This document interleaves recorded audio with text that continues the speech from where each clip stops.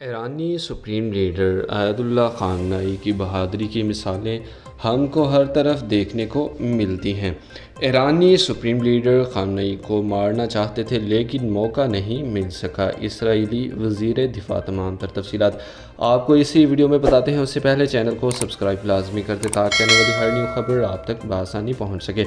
تل ابیب۔ اسرائیلی وزیر دفاع نے کہا ہے کہ ایرانی سپریم لیڈر کو مارنا چاہتے تھے لیکن آپریشنل موقع نہیں ملا۔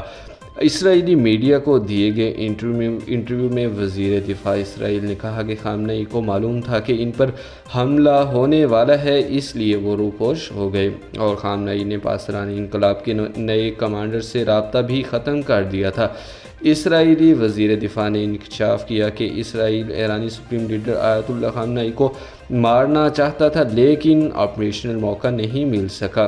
اسرائیل کا کہنا تھا کہ ایران جوہری پروگرام دوبارہ شروع کرتا ہے تو دوبارہ حملہ کر سکتے ہیں اور اس کے لیے امریکہ سے گرین سگنل حاصل ہے، تاہم ایسی صورتحال نظر نہیں آ رہی کہ حملے کے بعد ایران جوہری تنصیبات کو بحال کرے گا۔ اہم خبر سے آپ کو آگاہ کرتے چلیں، اسرائیل کے جو وزیر دفاع ہیں انہوں نے اپنے بیان میں کہا ہے کہ ہم ایران کے سپریم لیڈر آیت اللہ خامنہ ای کو ختم کرنا چاہتے تھے لیکن ہمیں کوئی ایسا موقع نہیں ملا۔